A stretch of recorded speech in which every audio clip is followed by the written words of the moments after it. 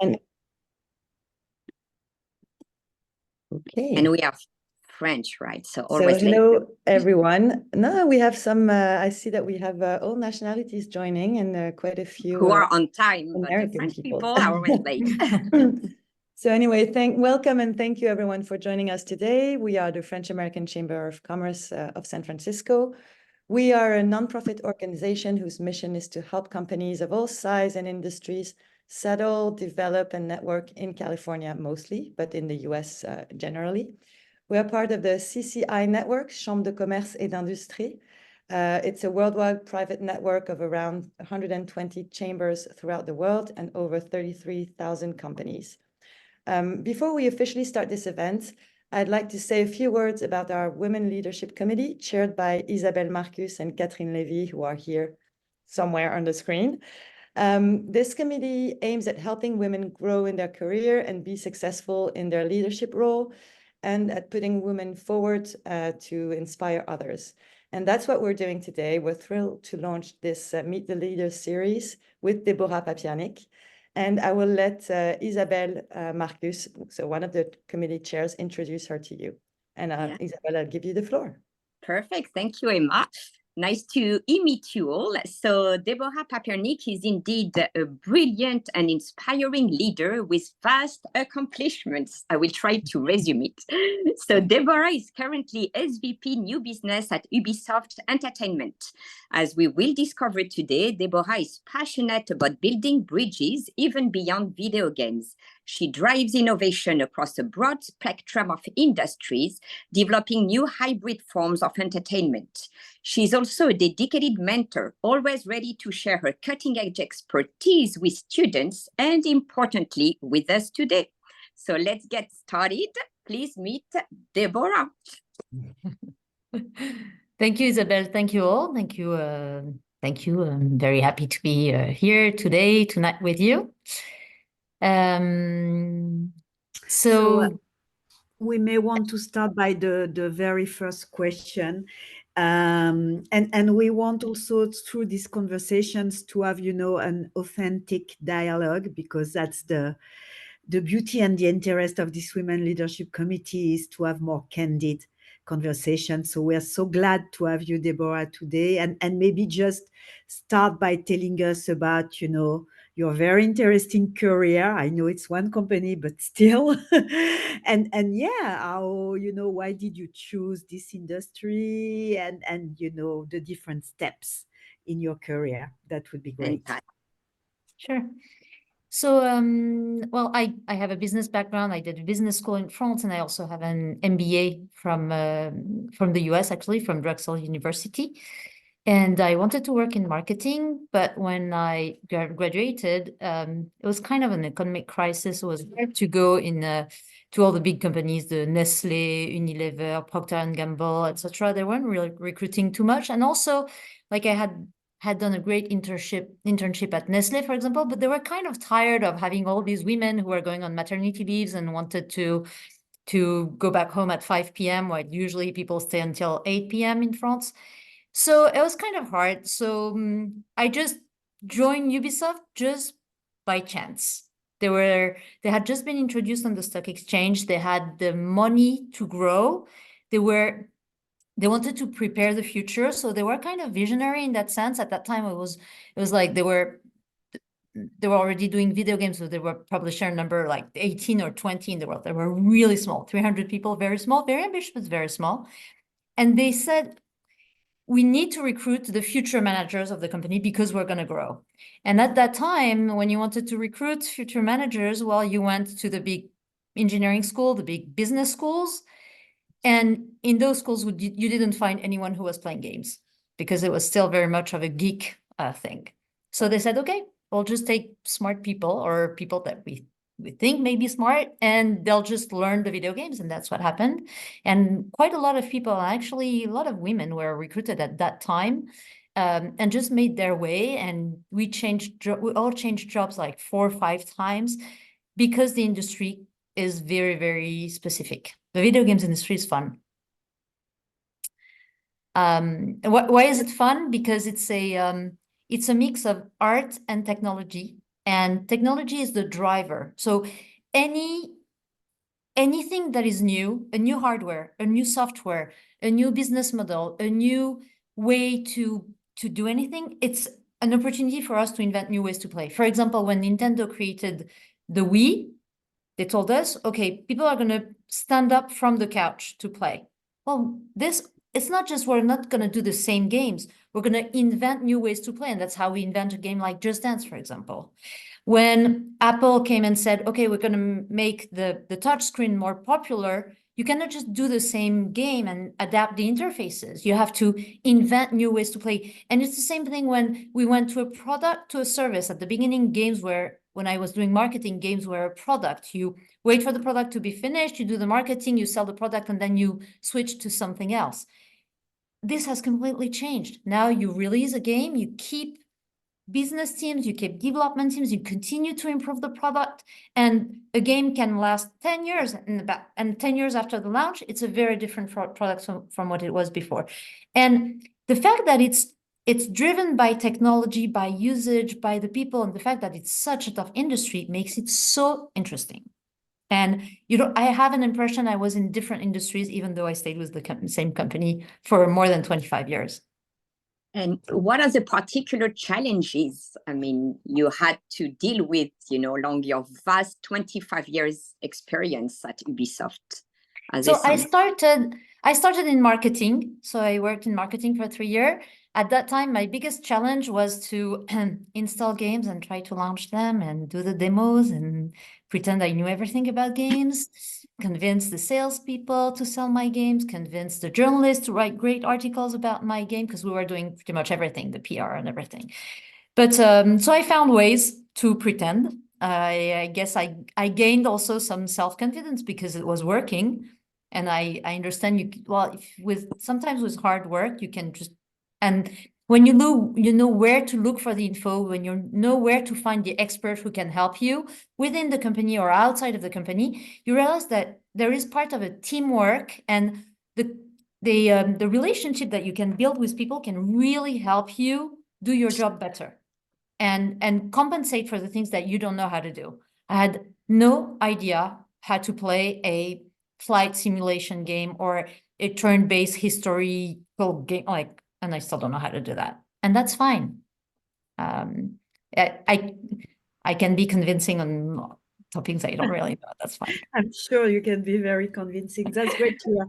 So what is great with your story is that you've been at the forefront of this industry since the very beginning. And now I think that's the first entertainment industry, it's huge, right? Economically, it's incredible. So yeah, so how have you lived through this evolution and this incredible growth of the gaming industry, and maybe how do you see the future?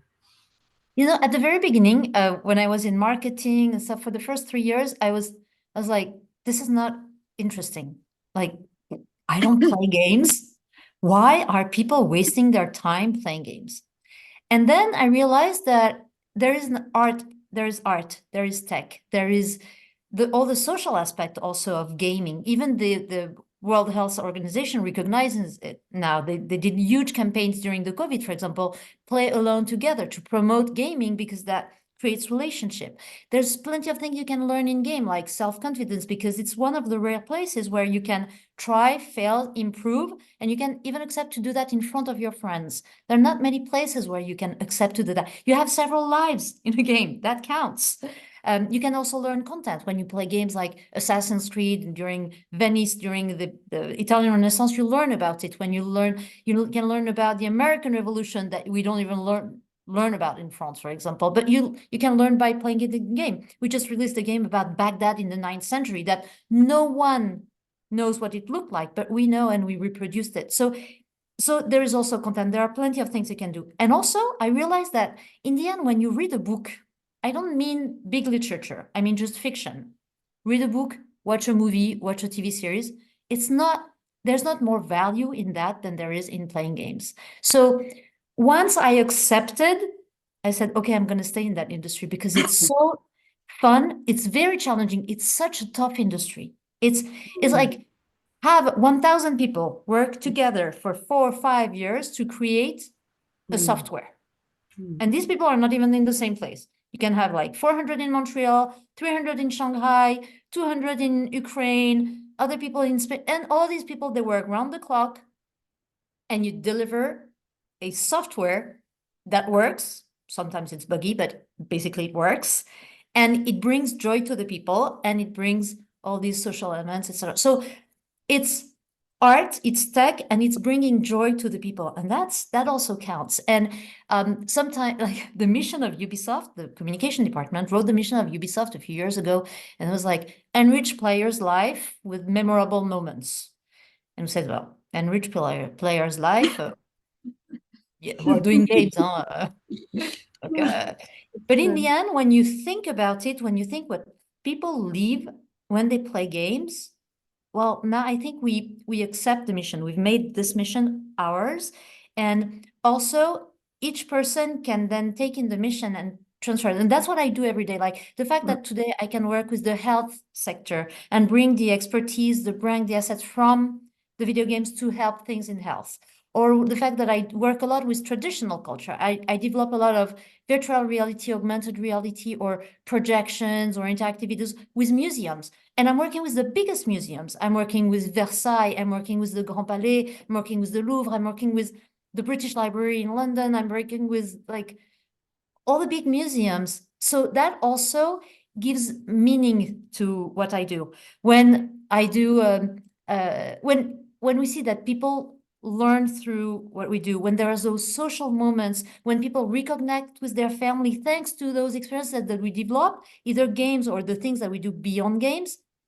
When I see people who've never been to a symphonic concert, never, ever, and they go because it's an Assassin's Creed symphonic concert where there are musicians and 2 hours of just projection spanning 2,500 years of history, that has value. It gives meaning to what I do. And I think there are plenty of places where we can find the meaning. It's a question of state of mind also, and see what you can take from what your job is and say, hey, yeah, we can go maybe a little bit beyond. And yeah, that's great. Intellectual curiosity that you develop, right, on your everyday basis. Yes, and it's also a question of, I think curiosity is at the core. It's funny, it's when I did my MBA in the US, our strategy teacher told us, well, you should subscribe to some magazine that is not in your main center of interest, not in your job, something else, like, for example, automobile. So I was 22 or something. I said, well, I'm not interested in automobiles. And I still don't subscribe to this type of magazine. But what I do is every time I read the news, every day I click on several articles that are very far away from what I do. So, or when I go to South by Southwest, well, I didn't go, it's right now, this day I didn't go.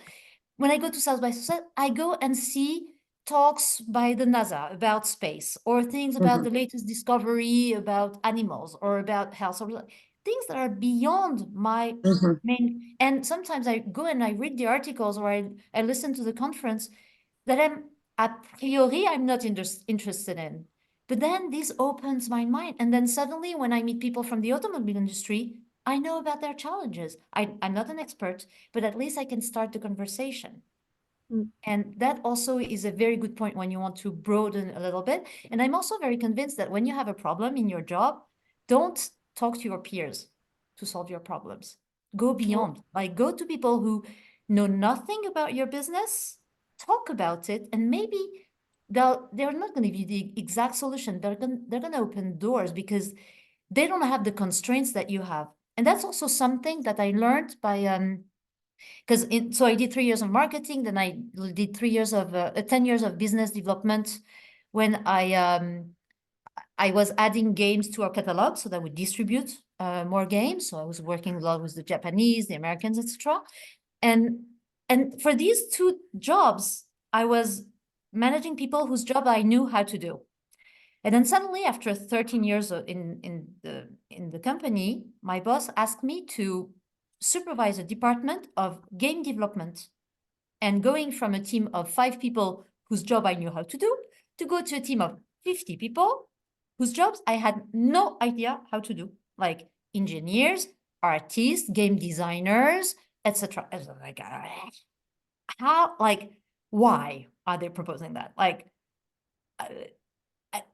how am I gonna help an engineer to do his job? And so this lasted for like maybe 5 minutes. And after 5 minutes, well, if my boss is asking me to do that, it means that he trusts me that I can do it. So forget about the syndrome de l'imposteur. I don't know how to, imposter syndrome? Imposter syndrome, yes, Okay. that's the So, term. so I had an imposter syndrome for 5 minutes. And then I said, okay, so I can probably do it. So it doesn't mean that I can replace an engineer, but I realized that when you create a trust relationship with the people, then you can develop other types of relationship where you don't know how to do their job, but they can come with their problem. And the fact that they simplify their problem, they make it understandable to you, accessible to you, you come and bring another look, because I don't have the constraints, the technical constraints, because I know nothing about the technical constraint, but I can come and say, and what if we did that? Did you think about that? And sometimes the technical person hasn't thought about that because they think it's impossible within their constraints. And having someone else who brings a fresh look really helps. So in that sense, I think it's applicable to many things where you just talk about your problems and the solution might come from someone else that you would never think. So same thing when you meet someone and say, what do you do? And they say, I work in finance. And this conversation can stop here. No, what do you do in finance exactly? It doesn't mean I'm going to understand exactly what you're talking to me. Like, I know nothing about finance, but like, I'm interested. Tell me. And what are your challenges? Like, what is hard in your job today? So you can really go beyond just the basic chit chat, I think. And I think it's very enriching. Right. Yeah. Breaks the barriers too. Yes. So, yeah, completely. Because suddenly you're paying more attention. Correct. Yeah. So curiosity, so that indeed that's a great quality and a great strength. So we're curious also to know how you see the future of the gaming industry, all the immersive technologies, for instance, or even Gen AI, it's probably already impacting your work. So yeah, what can you tell us about your view on the future of gaming? Yeah, so basically, the video games industry has always been at the forefront of adopting, or at least trying, any new tech, any nothing, software, hardware, everything. The other thing is the video games industry, when the tools don't exist, we create our tools. So for example, like everybody has seen the results by NVIDIA, for example, that are huge, like they're so successful. But where does NVIDIA come from? They come from the 3D cards. Why were the 3D cards invented? Because in the 90s, the video games industry wanted to show 3D graphics, but the processors were not strong enough. They were not powerful enough to show you those 3D graphics. So the video games industry invented the 3D cards to accelerate the processors, basically, like to make it short. And that's how they were created, adopted. They also were adopted by the public, because the chance that we have is that we have gamers who are early adopters of anything. Like, we have a great audience. They're adopting any new tech much faster than anyone else. So we have this the test bed actually for all the new tech. And then it can go to the larger public and have all these applications that we know, like in whatever, self-driving cars and GenAI, etc. So that's the first thing. Now, about the immersive technologies, same thing. We try. So we're the first one who are going to launch experiences, games, etc. In VR, in AR, etc. Right now, there is no market. So even if the install base of the Quest, for example, starts being decent, people don't buy games. I don't know if around, like among the people here, some people have a Quest. Do you buy games or any other content? Very few people do so. So it's very tough, but the way I do it is, even if the company is kind of tired sometimes of investing on things that don't sell, I do it another way. I still explore virtual reality or augmented reality, etc., through much smaller projects that keep us in the train. So we went, like, we entered the train at the very beginning of virtual reality, augmented reality. We should stay there to keep our advance, because otherwise, if we go down, if we get off the train, we have to start all over again. So I try to find ways, even with smaller projects, to stay in that train. So when you have an advance on tech, just try to keep it. But sometimes it doesn't make sense to invest a lot of money on it. Just keep up with the trend, like know what's happening and keep your advance somehow. On GenAI, well, of course, like the world seemed to have discovered GenAI about 18 months ago. Yeah, We've yes. been on the topic for a long, long time. Also because we have all these programs where we work with research, etc. But it's applied research. Like, we don't know how to do pure research in games. The only way for us to do research is to have applied research to our games. And sometimes it doesn't mean that we're going to do a whole game with it, but maybe just the facial animation or just the text or just the speech. So we've been using those tools for a long, long time. And the philosophy here is to assist the creator and not the creation. Because if you assist the creation, you're going to replace the creator. And that's not what we want, because you're going to go to a system where it's going to be less and less rich. You're not going to renew anything. So for us, it's more empower the creator to use the tool and to create the tool. All our tools are created with the creators. It means with the engineers, with the artist, with the narrative designer, with the game designer, etc., so that we create the tools with them and we respect their added value, but we save them time. So, for example, to give you an example about the script writing, which can be applicable to other industries as well, and some people go on strike for that. But script writing, they're in game, you control your character, etc. And very often you meet with non-playable characters, and the conversation that you have with those characters is very, very limited. Hello, what's your name? So my name is Bryce. What do you do? I'm a stonemason. Okay, great. Where is the house of the stained glass window maker? And that's it. And this conversation is boring for the player, and this conversation is very, very boring for the person who has to write it. So we developed a tool with the narrative designer, with the script writers at Ubisoft. It's called Ghostwriter, where all this chit-chat that is not interesting is handled by an AI. And the creator can concentrate on creating those characters. So today it's rather limited, but in the future, we can imagine that you can enter a much deeper conversation, because the scriptwriter, the creator, will have defined a much deeper character, and you can have a chatbot that's going to have the conversation with the player, and you can have many, many conversations. That's just an example. And maybe we're going to try it, and maybe we're going to say, oh no, finally, it's not interesting for the gamer, but at least it's a possibility, and there are plenty of possibilities that we can explore like this.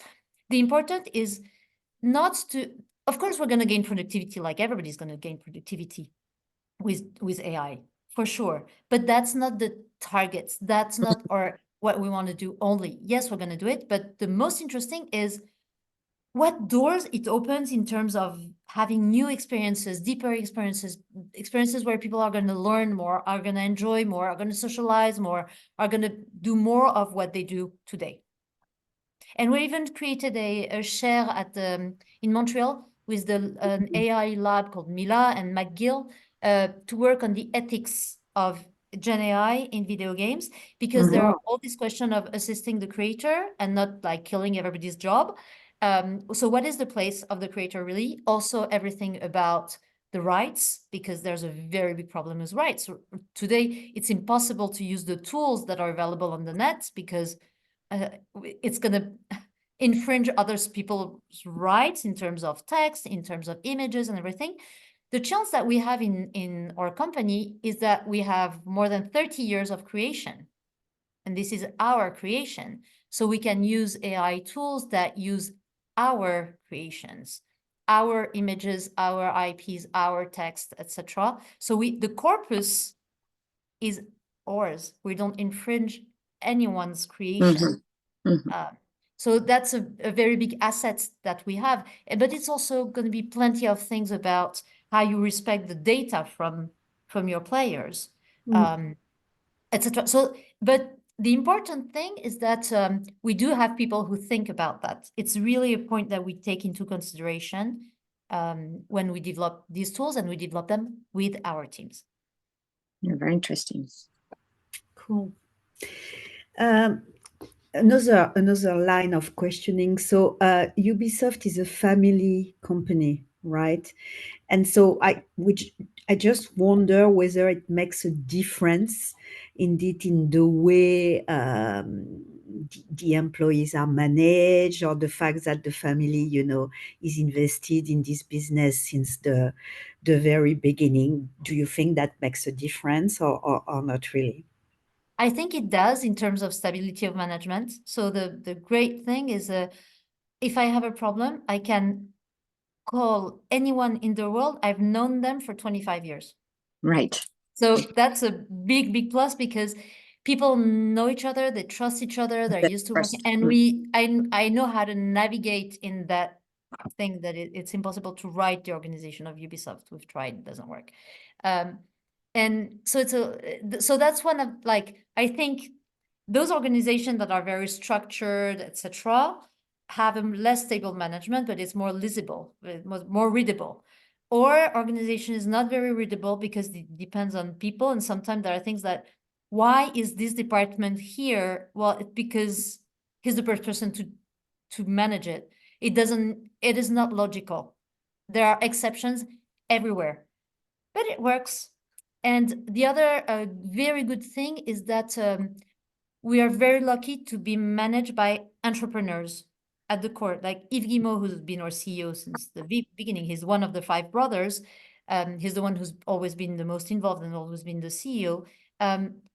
Like every time you come and present him a project, he's interested. He's like, just as if he was a startupper. So we're a startup of 20,000 people doing like $2 billion of revenue. Well, not like we're not profitable this year, but it's going to improve. That's okay. We have just a couple of years that are going to be a bit hard, and then we're going to go back on our feet. But we're still in a very much of a startup mindset in terms of entrepreneurship. So it's great because he's going to challenge you, like, oh, okay, so great product. It doesn't fit in the product, so we'll find a way to make it work anyway. Or he's always also going to challenge you. Okay, you're proposing this great product. What are gamers going to learn in that experience that you're proposing in that game? Why do you want to do that? What is new in what you're proposing? I'm not interested in you doing the same thing as we've done before, or as the competition is doing. And so there is this appetite for renewal challenges. The other very good thing that I felt from the very beginning, when the first months that I joined, is that it's very much of a people company, in the sense that, of course, I know I can be replaced by someone else who can probably do my job much better than I do. But that's not the sentiment that they're giving me. Since the very beginning, they've always given me the impression that because it's me, it makes a difference. So they count on me, they rely on me to do the job because it's me. So to give you an example, when I was in the job, like marketing job, for like 3 months, and cost control came to see all the marketing managers to have our opinion on a tool that they were developing. I was like, what is this company where I've only been there for 3 months, and cost control is like, wants my advice, wants my opinion. And it's always like that. So it's a company where it's a very much of autonomy and responsibility. So you're empowered to do your thing, but you're responsible for it as well.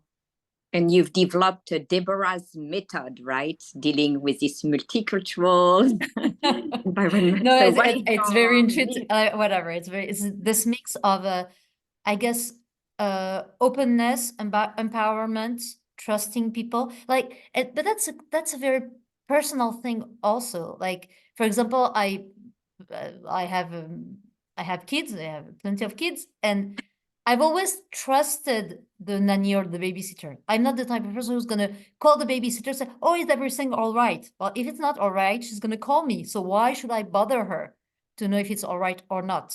And it's the same thing within my my team. I trust that they're going to do a good job. And if there's a problem, they reach out to me. And actually, because of the trust relationship that we've created, if they have a problem or if they think that there might be a problem, they warn me. And then I know there might be, and we follow together and we look for solutions together. And it's not perfect. I've never read a management book. I hate like all these personal development. So I've never read an education book and I've never read a management book. I do it. I think I'm very system one. It's a lot of intuition and then I verify with the fact, but I work a lot with intuition. An example, like I had a marketing manager at one point in my team, very brilliant, etc. Except that every time we were in meetings and I was asking him a question, he said, "Oh, let me check and I'll get back to you." And I told him, "I'm not interested. Like, you're very good at what you're doing. I want your feeling. Just tell me what you think we should do. Tell me what you think we like, whatever. And then you can tell me, I will verify afterward, but my intuition, my guts are telling me this or that. And I work a lot with intuition. And then because I'm a good student, I also check with the fact. I've learned, for example, to use Excel much more in negotiation, because sometimes in negotiation, I've done a lot of negotiation, but in negotiation, you have your intuitions of what you, and sometimes you put it in Excel, say, oh, that's like what I'm proposing is way too good for the other party. I should propose less, but it's only the numbers that can tell you. But so intuition first and verify. And also like, and this openness and this, it's a question of, I always thought that I was not creative because for me, being creative means you know how to draw, you know how to write, you know how to sing, and I always thought that I wasn't. And then I realized that I was creative in the business, for example, like the kinds of deals that I was doing, it was just advance and royalties. But it can be much more than that. The contract is 20 pages, put in plenty of things. And I created, you know, like you always, when you do negotiation, there are always the stick, you know, like if this happens, then there are penalties. And I invented some carrots. So, and there were never carrots before in our contracts. And I invented the carrots and then it made my job more interesting. I convinced legal and cost control to follow me. So, and it was more fun and we did much better deals because I was creative in business. And today I'm also creative in, because you have to be an expert also to be able to be creative, because then, you know, when you do really know how to do your job, it's even easier to be creative because you know where to find the inspiration and you know how to put things together and all those things that you've seen before, experienced before, and then sometimes you can make link that no one has thought about, and that's being creative as well. Yeah, absolutely. So I can see questions starting in the chat. So I will read one question from someone who attends. So it's Christian Martin or Christian Martin, and he's asking, are you working on VR immersive experiences? Where, how? So you touched a little bit about that, but I think that probably more details would be welcome. So in my department, we're doing a lot of cultural VR. So, for example, we did one with the Arab World Institute 5 years ago about age-old cities, and it was then showed. So it was showed for 6 months in Paris, and then it was shown for almost 2 years in Washington D.C. In one of the museums, and it was attached to an exhibition. And at the end, you had the VR.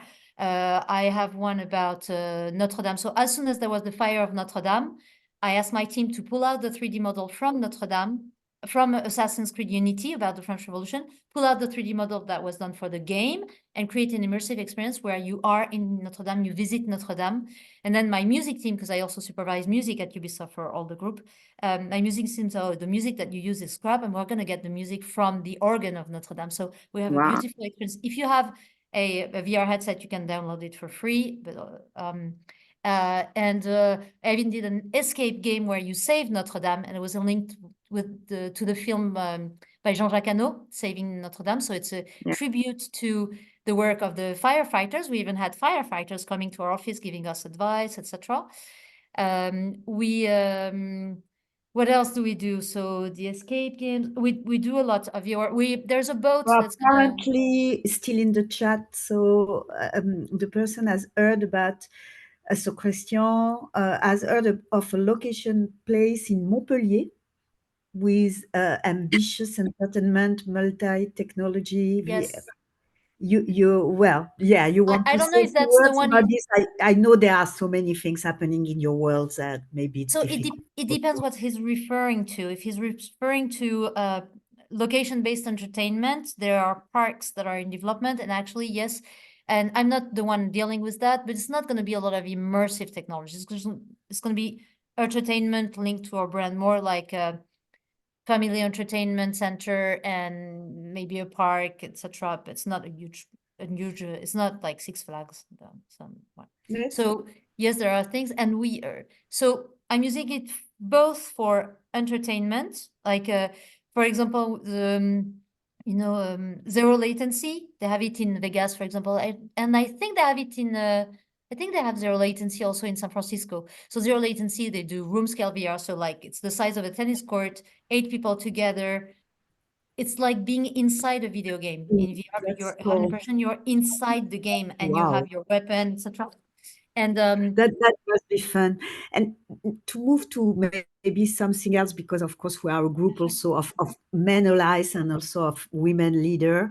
So talking back, so you always hear about the challenges of being a woman, but we would be interested to hear from you where there are there also advantages in being a woman in in the gaming industry or in your career in general, and in if the yes, negotiations. what can you say? so I think I was very lucky because I always, so now I report to the CEO, and before I were reporting to one of the number 2 at Ubisoft, and they were always allies without knowing it. So today we have this word allies, but it didn't exist before. And I think there are questions that we ask today that we never asked before. It doesn't mean that it was easier before. I think my generation, we were not wondering as much about our place. We were just doing it. And today the younger generation is asking more questions, and they're right to do it. And they didn't make any difference between working with women, working with men. They were coping with the maternity. I had 6 maternity leaves, and it was never a problem. For 10 years, I didn't work on Wednesdays. It wasn't a problem. My boss was telling me, oh, I have this Japanese company coming next Wednesday. It's a problem. It's Wednesday. That's okay. I know in advance. I manage. So be flexible, and you can do it, and continue to be really. It's okay to have kids. It's okay. Just do your job, and that's it. So having allies was a big plus, also because it's also an industry that's a very male industry. And for example, today I realized that there were so many occasions where I was the only woman in the room, and I was also the youngest in the room. So especially when I was dealing with Japanese, they were all like 20 years older than me. They were all male, and I was the UFO. So I was the young woman with plenty of kids. So, and they had no choice. I was the person they had to negotiate with because my boss had said so.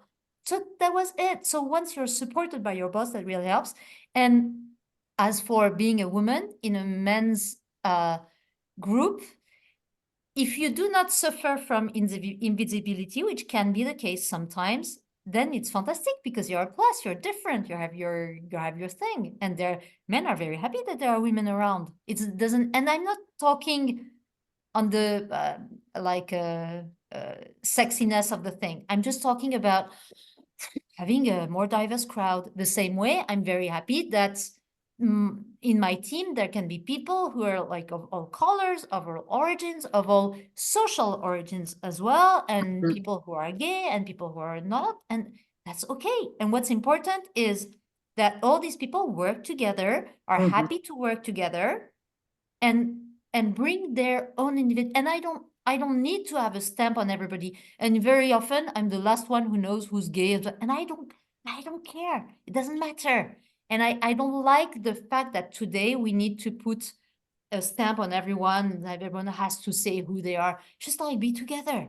And I know it's not very politically correct to say that, but that's how I work. Yeah, makes sense. Yeah, that's great. That's great to hear. I mean, there were, we heard about maybe problems indeed for women within the gaming world, or that some people were a bit, I don't know, not super welcoming of all the women gamers. I mean, what is true in all that? What do you think, or is it something maybe that was exaggerated? Yeah, just So curious. So so that's why I was talking of invisibility. So I'm not talking about the gamers. I'm talking here about the people in the company. So we've made a lot of effort to increase our percentage of women. So now we're at 24%, I think, worldwide, or 26% worldwide, which is more than many other companies. So we do things very early on, like girls, like teenagers, we go and see them and talk about the jobs in in tech, in STEM in general, etc. Then we try to go and talk also to the students, and then once they're in the company, we follow the girls more than we follow the boys, and then so there are plenty, and then we also now identify girls that have like high potential and help them more, because we know that sometimes you can recruit a lot of women, but then they leave when they're 35. So it's hard to keep them in the industry. So we try to make it easier. The other thing is the invisibility problem. If there's one woman among like a team of 30 men, the woman is invisible. So the group of 30 men can become a boys' club. But it's the same thing the other way around. When there's a team of 30 girls and there's only one boy, we forget about the boy and we talk about girly subjects. And so if we can raise the percentage, the underrepresented group becomes more visible and more respected. So that's the best that we found. Now, we've had our problem. We have had our crisis, our respect crisis a few years ago. That was a big mess. When you have 20,000 people in a company, it's kind of statistically, it's normal that you have, I'm not saying it's good. I'm just, it's normal that it happens that you have bad boys. So in that case, we reacted. We really did all the inquiries, etc. And the people who didn't behave well are not in the company anymore. And now we have very strict processes, and the managers are responsible. If anyone in their team is not behaving well, the manager becomes responsible. Like, we have to report, etc. The bonus, you don't get your bonus if you're not exemplary. There are plenty of things that we're doing in order to prevent. So every time you have a crisis in the company, at least that's how it is at Ubisoft, every time we've been a crisis, we've reacted by kind of being the best student in the class, like going over what people are expecting us what to do to prevent it from happening again. And that's how we progress. And I'm very sorry for the girls who suffered from it. I'm very lucky because I never suffered from anything. Like I had more problems when I worked with the car industry as a partner, going to automobile shows, etc. I understood what it is, machism, sexism, etc.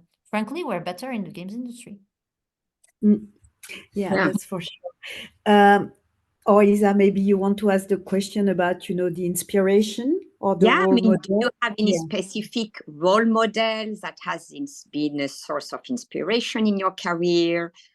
I mean, now that you are yourself a role model, of course, but yes, you are. So is there anyone, that was for yourself, when you did it? I think first thing, I think I always respected a lot my direct boss. So at first it was, so I think it's important to be inspired by your boss first. Correct. So choose where you work and respect your boss. If you don't respect your boss, you're not going to learn everything from that. So your boss, your direct boss has to be inspiring, and the boss of the company has to be inspiring. So that's my first thing. And then along my career, I think because I was always so much in touch with people outside of the company as well. It's always been my driver to create things with other people, other industries and stuff. I think I've always found people who were inspiring without looking for them. And I cannot even give you names. I think it was always like people who taught me stuff, who made me see things with the good angle, or people who were, didn't want to look like them or to act like them, just people I could learn from and grow from. And today, for example, last week, I had the privilege of spending 2 hours with someone that very one of the most like respected big boss, French big boss, big CEO, Xavier Fontanet. He was the boss of Essilor, and before that, he was the boss of other companies. He knows how to turn a company into a worldwide leader, and also he's very good at sharing what he knows. He's very much of a teacher somehow. Sometimes it's hard to follow because he plays with the numbers so fast. Like he's an expert, but at the same time, he's teaching you so much. And previously he always tells you, oh, it's very simple. And then he explains stuff. And I was like, why do you always say it's simple? I said, because when you're a CEO, if you don't make things simple, there's no way you can make decisions. And I think that was also a very good thing to learn from. And like, don't lose yourself in the details. Like, try to know the details, but try to find a way also to take a little of like, go back and look at the big picture. And that's also something that I realized throughout my career with the people, even with the company, at the different management level, the difference between the management, the title, is how far away they are from the problems, how broad is the look that they have on the problems, the company, etc., is very often how high they are in the hierarchy. And the people who are good managers for me and are the people who can look at the broad problem, not just the details. I hate micromanagement. It's like, Yeah. And I can be, and my team knows exactly the type of detail that I know, that I need to know. But it doesn't mean that I control what they do. They know exactly what you were looking for. Yeah. And to finalize our very own questions, what are your next goals and ambition? It seems you are already so much up there. Is there a new motivation for you? What is your next ambition? I'm not very used to talking about like myself, what I want. So first, continue to learn and have fun, because this has always been the driver. And I'm very lucky because my team seems to share like with their engagement is like the best in the company, etc. So I think I managed to transfer that. So continue to have a team that performs, that is profitable, and that is having fun and that learns. So that's one thing. And then on a personal level, I'm in contact so much with other companies now, and when I talk to them about their problems and stuff, I understand that I realize that sometimes I bring something to the table. So I think I would like to formalize it somehow, like be a board member. I'm already a board member, but for more non-profit, for example, for a school, for a couple of schools actually, and also for the World Congress of Documentary. I sit on the board of the World Congress of Documentary. Oh, wow. Because I bring all the non-linear aspects for them, all the museum, all the gaming, etc. Very interesting. It's very interesting for me, but I wish I could do that for a commercial company, one of the big companies, something around maybe around retail or around services, etc.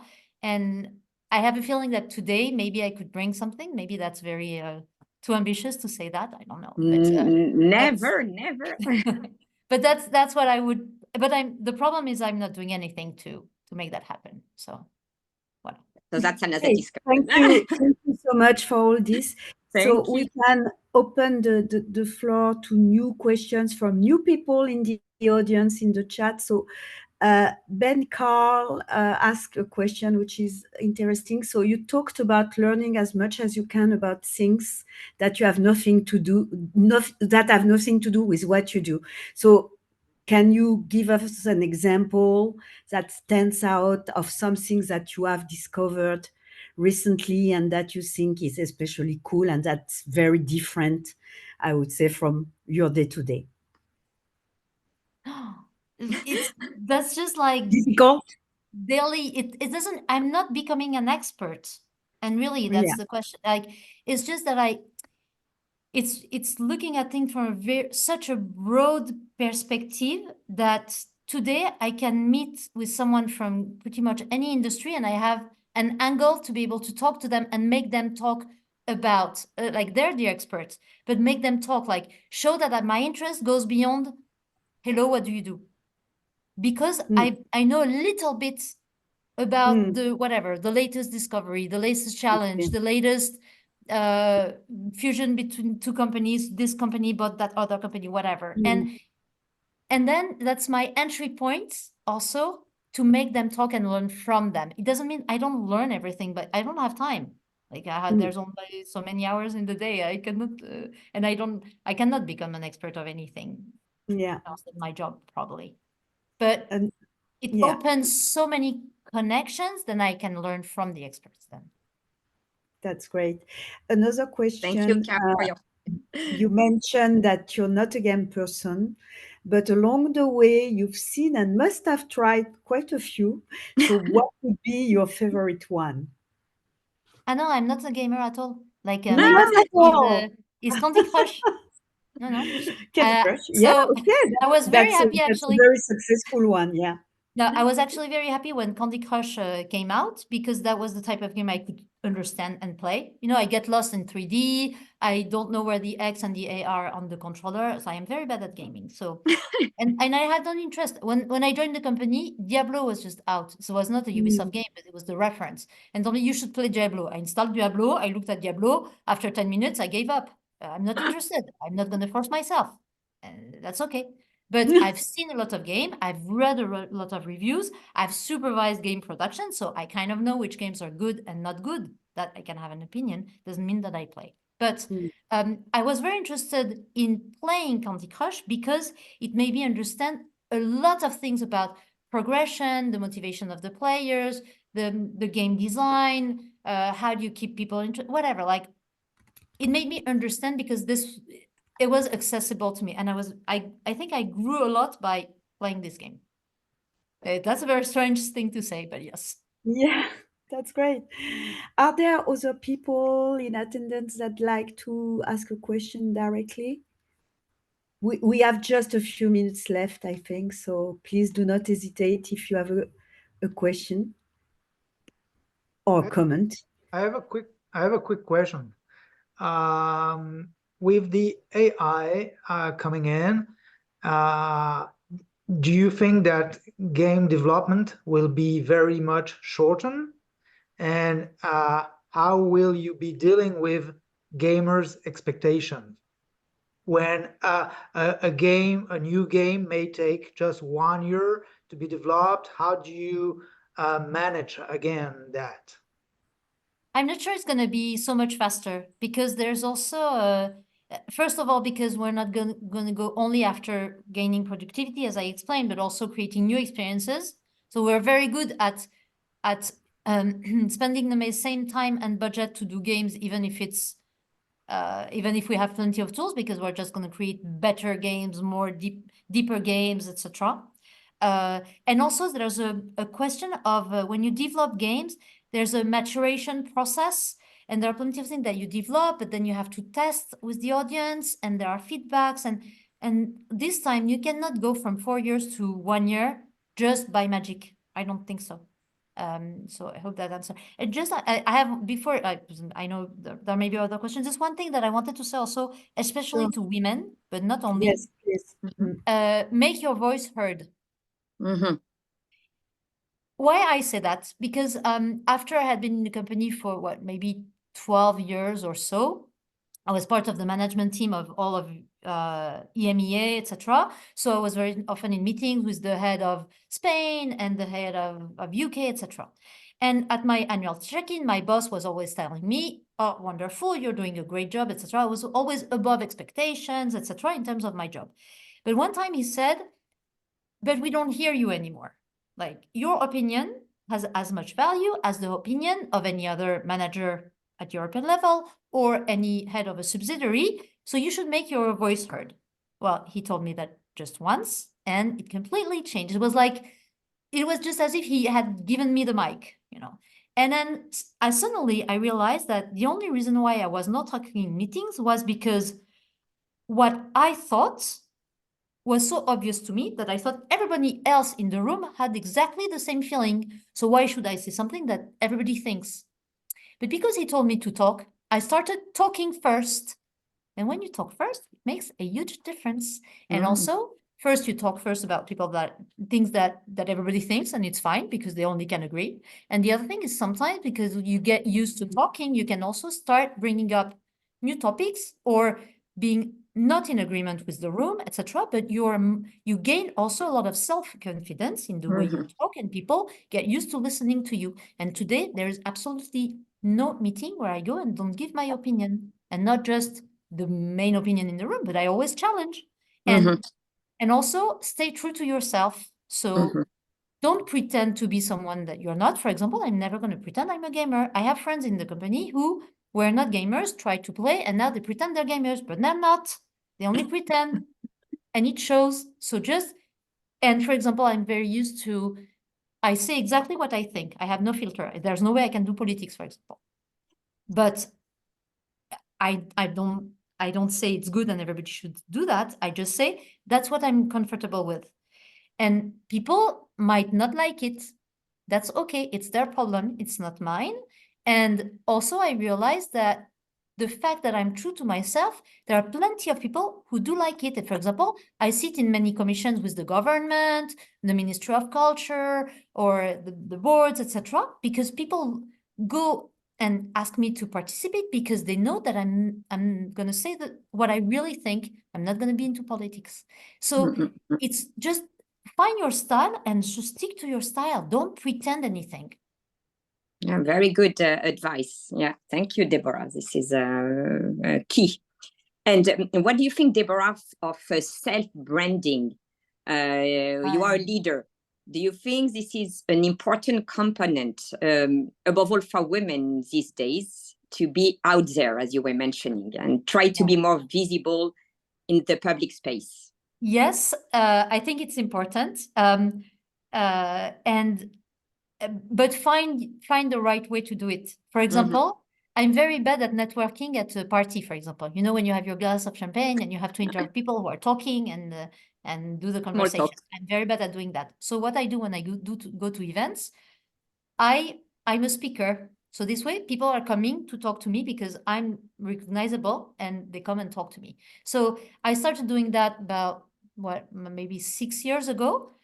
In the past, I would let other people talk, but now I'm the one doing the talking. So I'm the one answering the journalist. I'm the one on stage. I'm the one doing my TEDx, even if it's really hard to do TEDx the first time.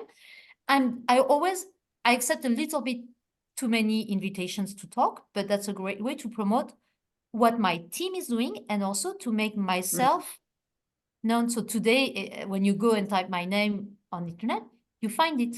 7 years ago, you found nothing. And also, but I'm not very good at it. My LinkedIn is not up to date, etc. And very often I just like what other people are posting about me rather than self-advertising. But when it tough the first time you had to do this TED Talk? I mean, was it something that came naturally to you, or this is something where you are like, okay, I have to take on me and do it, or now it comes as a natural? But was it at some point something which was not natural? So it was not. No, I don't think it's natural for anyone. But when you do it very seriously, I learned how to prepare also. Like you cannot go under, and the shorter the timing, the more you have to prepare. It's so much harder to prepare for 7 minutes compared to preparing for 1 hour. I didn't have to prepare much for today. But when you have the timer and you know that they're cutting the mic at 7 minutes or at 12 minutes, you have to be very concise. Yeah, but it's a very do it, and it's okay. Do a TED Talk for a school. They're not as they're accessible, but do it for a school. But apply the TED Talk recommendations, and there are plenty of them, and they put a lot of pressure. But do it, because once you've done that, you've really grown in the way you prepare. You learn many things about what to check, what is your audience, what is the setting, how do you convey your message without saying 3 times the same thing? How do you make the most of your audience's time? How do you, whatever, like, how do you make an impact? Regarding timing, I just want to say, first of all, thank you to Deborah and to everyone. We've just gone past the hour. If Deborah, you still have a few minutes, I'm happy to continue and because I see that we have a few other questions, but know that you may have to go at one stage, so just feel free to tell us when you need to stop. And I just want to thank everyone who's been here and who's staying over time for this interesting topic, but we can leave the floor open. And the nice comments. People say they are very glad you attended this talk with us today, Deborah. So thank you. Yeah, we learned a lot. Actually, we have a quick question from someone in Philadelphia who is a gaming and production major at Drexel University and who wonders if Ubisoft welcomes interns, US citizen interns, and if the positions are posted online on your website or not, or how can she apply? Yeah, everything's on our website.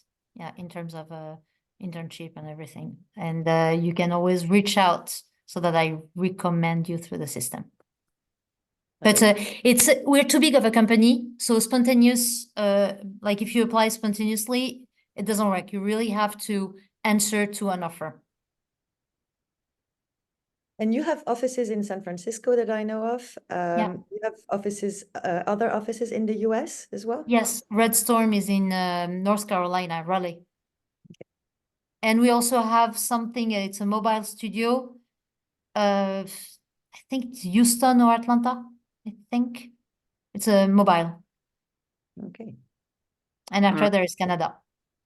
So Deborah, we can hope to see meeting you in person here in San Francisco and welcome you.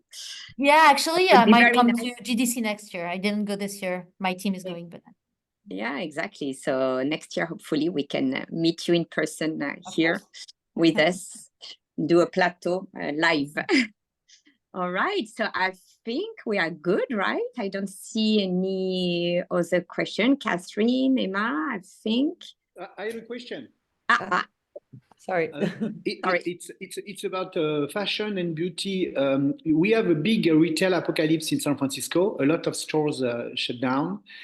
So my question is that several startup and VC are working on the retail reinvention. So my question is that do Ubisoft see that as an opportunity to go on the hybrid VR and real store reinvention in retail, because you have fashion and beauty, so it's a lot of visualization. I don't think this is a big business for us, but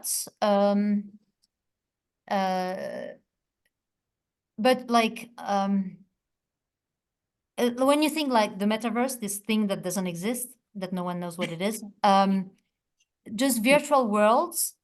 If we think that people are going to spend more and more time in virtual worlds, then video games are the best prepared to do that, because we know how to do interesting virtual worlds where people socialize, play, listen to music, do everything. And in that sense, then having virtual stores in the virtual worlds that link to real goods can also be a possibility, but I don't have a crystal ball. Okay. And my second question is that 4 years ago, I was involved in Los Angeles with IMAX, and I did a multi-sensory... Oh, yeah, we did it with Star Trek. I did it. Yeah, so I know, but like I developed it with Star Trek and with Givaudan. Yes, so I'm the one who handled yes. this. So yeah. I was in IMAX because I was working with Santis, a French company. Yeah, so exactly. We did Eagle Flight, we did the Star Trek with you. Yes. So my question is that after these two experience, IMAX shut down the VR center in Los Angeles. But in the last 6 months, a lot of US-based company reopened the Pandora box of the scents and the perfume. So my question is that, are you still interested to work on this direction? Who is working on this multi-sensory stuff? So the problem is it doesn't work at home. So because like it's too complex. It would be the VR headset manufacturers who would have to do it, and we can't do anything. It's impossible for us Yes. to develop and support this development. So that's why we did it in location-based, and it can be possible in location-based, but it's a case-by-case basis, and it's improving an experience. For example, there was, you know, the experience that was the Ghostbuster experience. You remember which experience I'm talking about in VR? Well, there was marshmallow scent, for example, or there are other things like in virtual reality. The more senses you're gonna solicit during the experience, the better the immersion. So it has to be done softly, and it can improve the immersion. But it's not a big business. It's improving the experience. And it's a plus, but it's not mandatory, and it doesn't bring a lot of money, at least for I agree. No, I agree. But on the other hand, you know, the Sphere in Las Vegas has this feature in the armchair. Yeah. Yes. Cool. Bon. Thank you. I think it's time to let you go, Deborah. I know you're in France, and I am, by the way, and it is 9 p.m., guys. So sorry. Yeah, we are starting our day still here. It was great having you. I think that everybody enjoyed the conversation and everything that you shared based on the comments that are really, really positive. I don't know if you had time to. No, read if them. I can get the comments, I'm very happy, by the way. Merci. We'll send them over. Yeah, and yeah, this was really, really fascinating. So thank you so much for being with us and with sharing. I think there was the question about the recording, right, Emma, and the idea that we can share it. Yes, we will share it in a few days, of course. We will forward it to the participants if they request it. I just want to thank once again Deborah for making space in her very busy schedule to allow for this first We're very privileged session of the series Meet the Leaders. And thank you to all the participants who stayed over the hour. And I see that most of them did. And hopefully we can meet again in a few weeks for a next session of Meet the Leaders. Thank you again, everyone. Yes, Great sure. rest of the Thank day. you. Merci beaucoup, Deborah. Merci. Thank you, everyone. Merci pour l'invitation. Thank you. À très bientôt. À bientôt. À bientôt. Au Thank revoir. you. Bye. Tu es là? Oui, je lis les commentaires, en fait. Ouais, lis les commentaires. Non, mais sont très, très Même si tu positifs. arrêtes le recording, par contre.